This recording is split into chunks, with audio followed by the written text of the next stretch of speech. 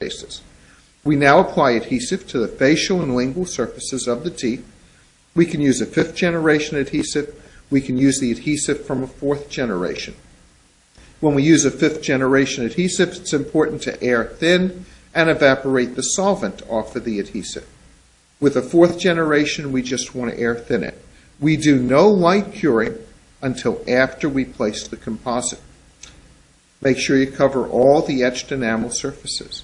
We're now going to stabilize the facial by placing composite on the facial surfaces. We're going to take a PFI to minimize the excess in these areas and establish an aesthetic looking result by creating separation between the teeth. We barreled into the interproximals with the diamond. So we're taking a PFI, here we're taking a burnisher to adapt it to the etched enamel surfaces. We'll then go with the PFI and we'll place it so that we're creating basically separation between the teeth so that the teeth look individualized. With the teeth looking individualized and with the excess composite removed, we'll then be ready to light cure. This step is really very critical so that the teeth don't shift and move when we place the splint on the lingual surface. If we don't place this facial composite, the teeth will shift and torque, the splint will fracture and prematurely fail. Also, by sealing these interproximal embrasures, we're not concerned about interproximal decay forming in these areas. We make sure that the enamel's covered. We'll be finishing these areas later, but we try to remove as much excess as we can on these surfaces.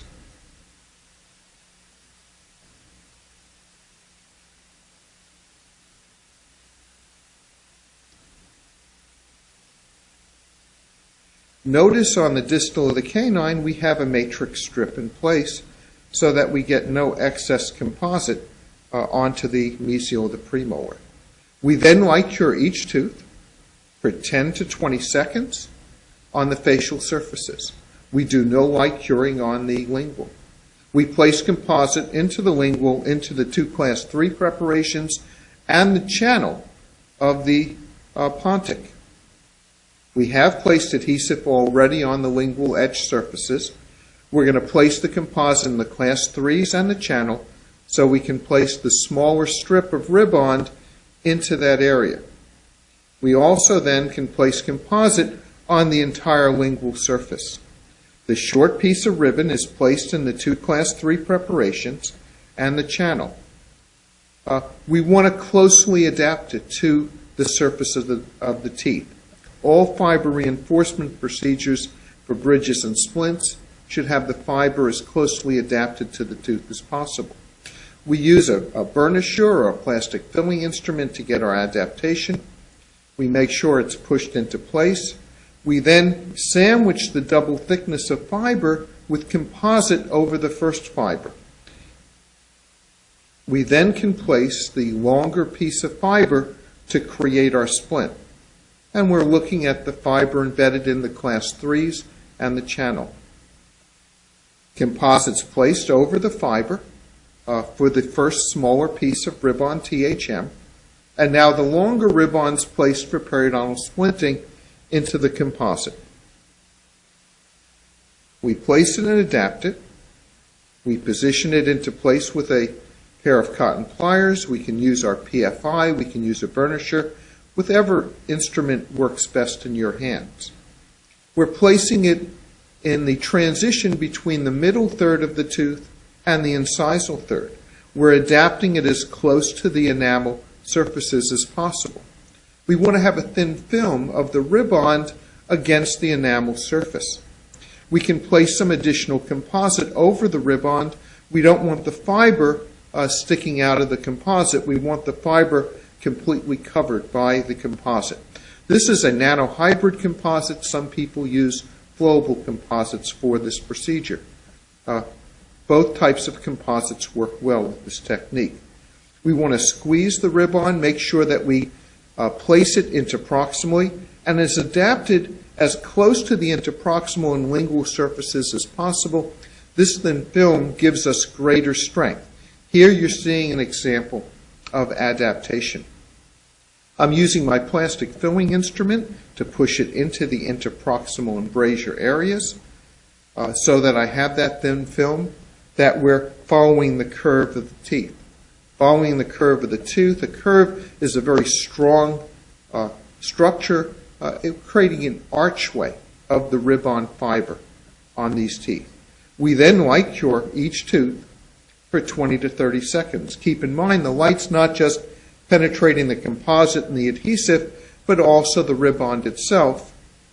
Once we've light cured all the lingual surfaces, we then remove the matrix band and the polyvinyl siloxane blockout.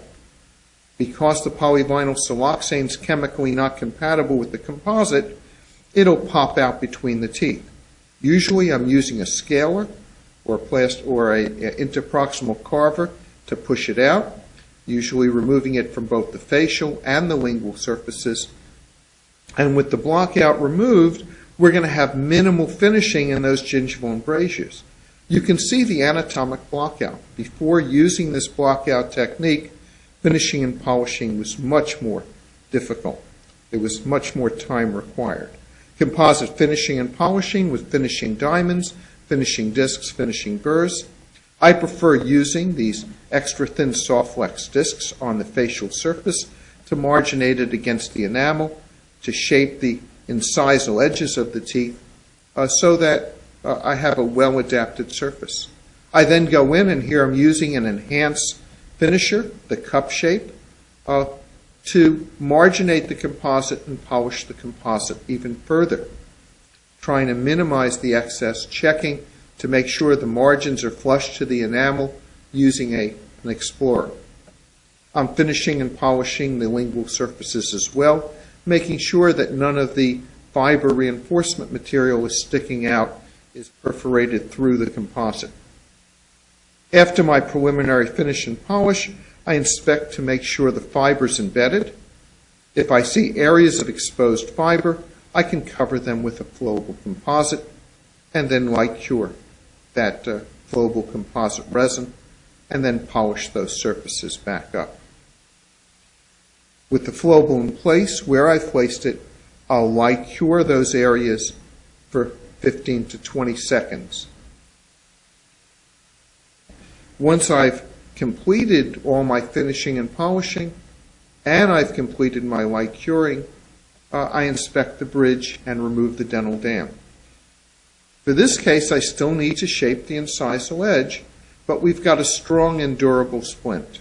1 month after placement, we did some aesthetic modifications, and we've gotten an aesthetic result and a functionally strong result where we've both reduced the mobility and we also replaced the missing incisor. We can use fiber reinforcement for periodontal splinting, immediate bridges, reinforcement of endodontically treated teeth, reinforcement of cusp replacement composites, long span provisional bridges, provisional implant bridges, acrylic resin night guards. All of these are uses for the fiber reinforcement material.